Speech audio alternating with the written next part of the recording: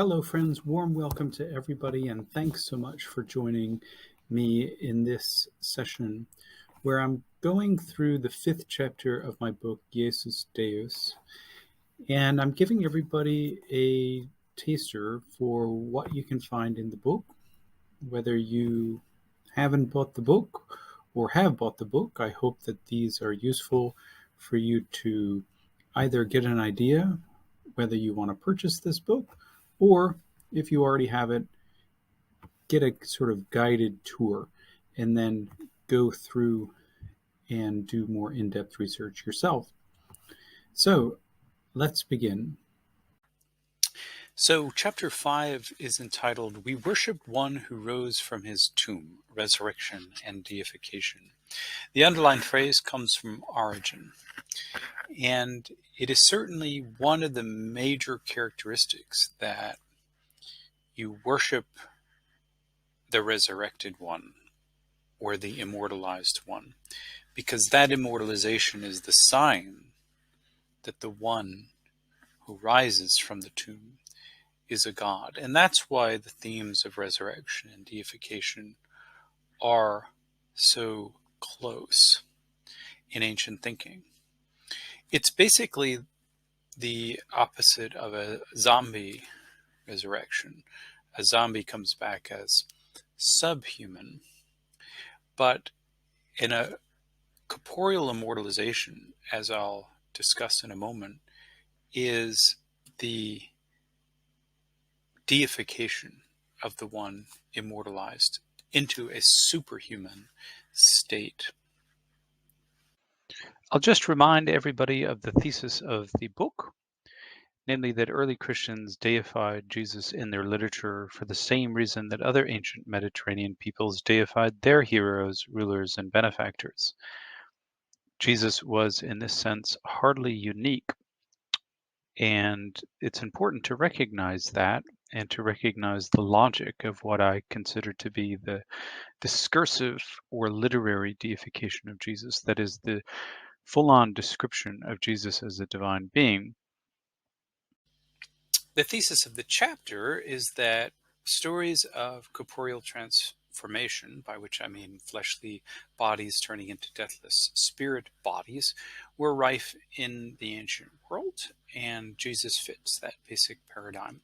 And I propose this thesis in opposition to those who say that resurrection is something unique or uniquely Christian,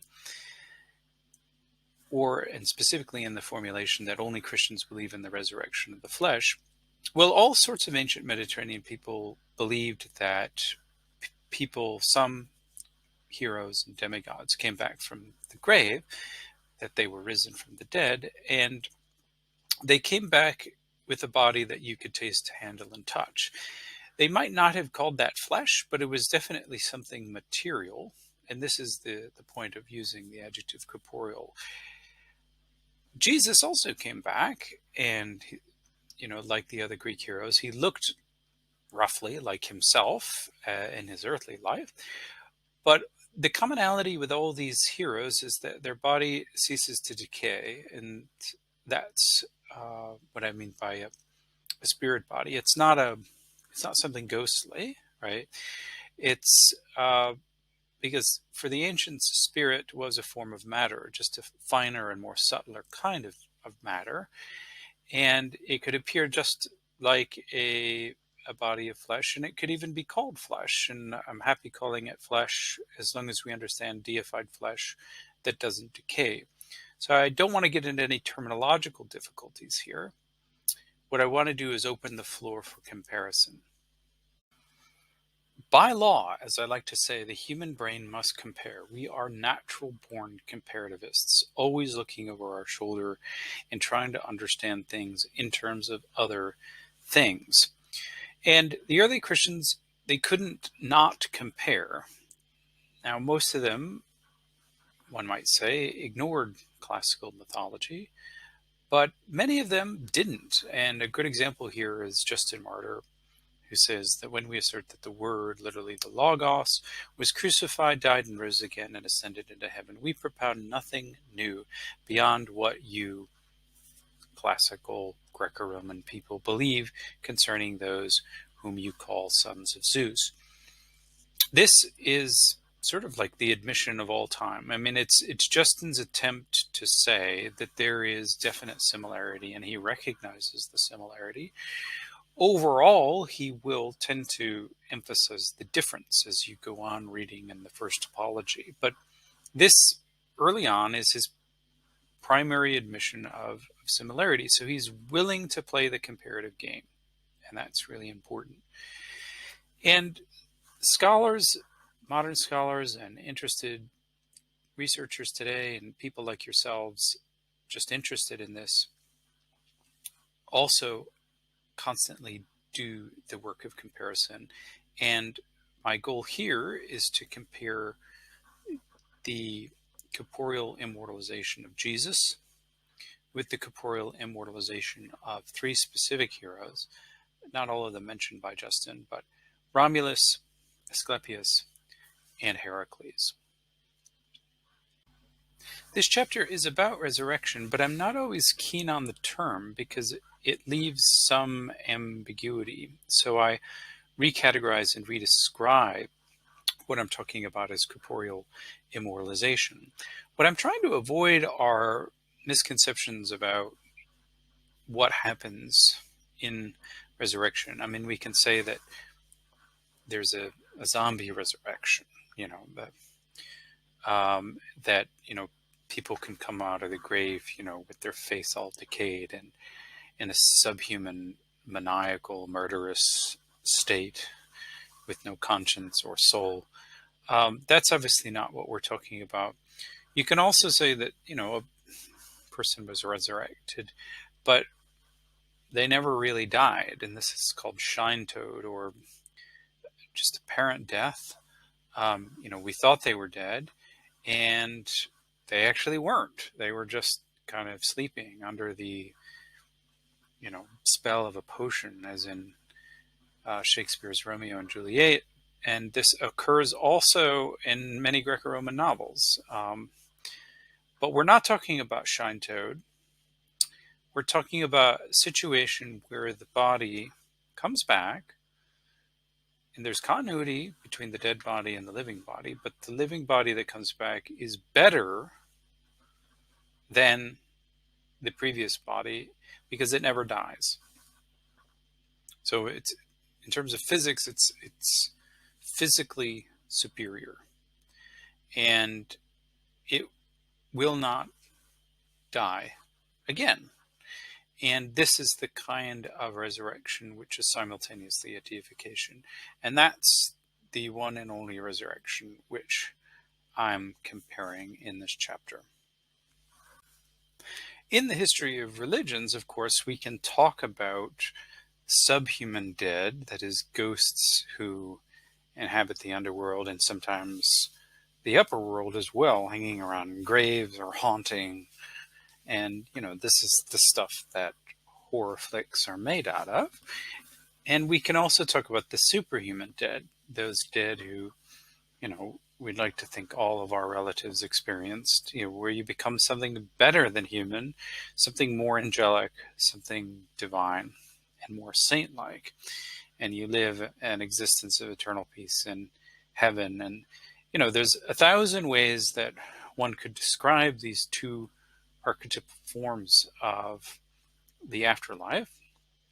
But yes, there's basically two categories here.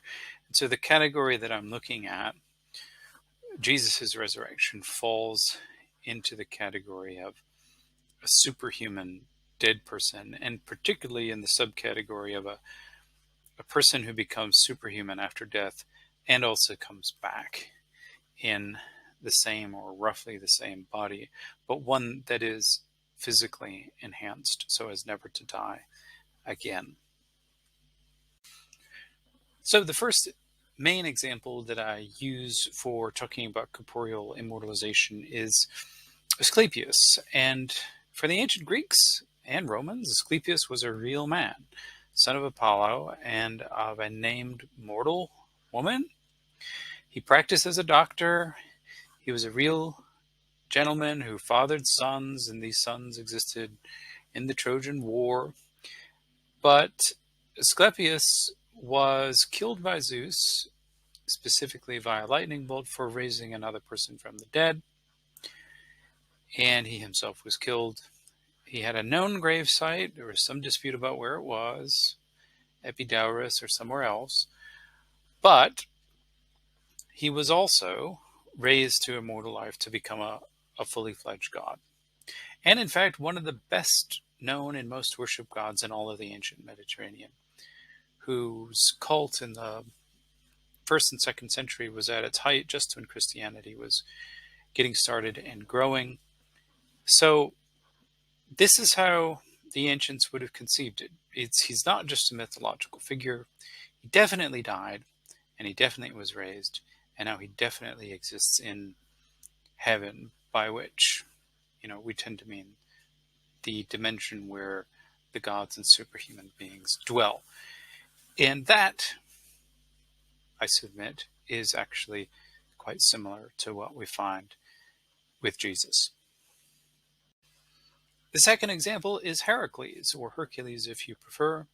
Again, he was a real dude, son of Zeus and Alcmena, and he lived a life. It was a historical life. People later thought it was mythologized, but he really did live before the Trojan War. He really did sail the ocean blue on the Argo. He really did have a bunch of adventures and marry 2 women, etc., etc. And his second wife, quite accidentally, killed him by giving him a poisoned cloak. Heracles, knowing full well that he was dying, decided to leave his mortal husk and be burned alive on top of Mount Ida. And in the process of his mortal element burning, whatever element, it's not quite defined, but whatever element he had from his father Zeus survived that encounter and was reclothed with a body that could enter a heavenly ecology and dwell with the other gods. And from this location, Heracles married again, and he continues to eat. So he definitely has a body. He answers prayer. He's worshipped as the defender against evil, Alexikakos, and philosophers at least upheld him as a model of virtue. Of course, in comics, comic poetry, he's a glutton and a wine bibber. But, that is part of, dealing, parsing out the ancient sources there. They like to make fun of the earthly Heracles, but they can still go across the street to the altar of Heracles and worship him and pray to him as a god. That's very common in the ancient world. So, again, that same structure. A man in a real body, corporeally immortalized, becomes a god, dwells in heaven, answers prayer, and he's there for you. And finally, we have Romulus, son of Mars, has a twin brother, Remus, who he unfortunately kills in the process of building Rome, becomes Rome's first king, and enjoys a historical life, a life which is written down by the historian Livy in his work Ab Urbe Condita, or From the Foundation of the City. And you can read that for yourselves. The Romans consider that real history, or, obviously it was, they knew that it was, also in the passing of time, it had picked up some legendary elements, but they definitely believed that Romulus was real. And there was a story passed on that there was a storm, there was an assembly, Senate meeting, as it were. Romulus was enthroned on a stage during the storm. There was thunder and lightning, and he mysteriously disappeared. Some thought that he was torn apart by the senators who hated him. Others reported that he had a bodily ascent to heaven. And this was later confirmed by Heracles Julius, who saw Romulus in a real body coming down from heaven in his real armor and giving him what is effectively a great commission, that Rome will be the crowning city of the world, and that Romans are to engage in military training so that they can fulfill their destiny as world rulers. And that, specifically, obviously hooks up with the Great Commission that we find in the Gospel according to Matthew, where Jesus is recommending a world takeover not through military arms, but by spreading his gospel. So, as for the major points of comparison, which we can draw out, we have all four heroes revivified in a deathless body. And when you read their stories, almost the first response of normal human beings seeing these heroes after death in their superhuman state is that they respond by worshiping him. Some doubt, but most worship. These stories are often coupled with ascension, that is, the superhuman body goes to a higher divine ecology, totally normal. It doesn't really belong on earth anymore because it's immortal. And in the earliest resurrection accounts of Jesus, prior to the Lucan revisions, resurrection very much seems to be basically the same as ascension. He ascends on the very day that he rises. So these resurrections/ascensions also imply deification, and that makes sense of the response of worship. That is, someone who comes down, or someone who rises from the dead and who rises to a heavenly station is a god. Such a person may have been formerly human, but by virtue of those acts, that person is a god and is recognized as such by his followers or supporters or anyone who happens to put their faith in the resurrection. So that is chapter 5, and in the footnotes to that chapter you'll find lots of suggestions for further reading, and obviously the text itself will bring you much more in-depth discussion of just the things which I've lightly grazed over here. I really and sincerely hope that this book can be a help to you and for all those interested in these utterly fascinating topics of early Christianity and how Christianity interacts and intersects and is entangled with the classical world. I appreciate everyone's time, and I hope that you'll pick up the book. All questions can be answered on Patreon on the You Are God tier. Thank you again, and take care.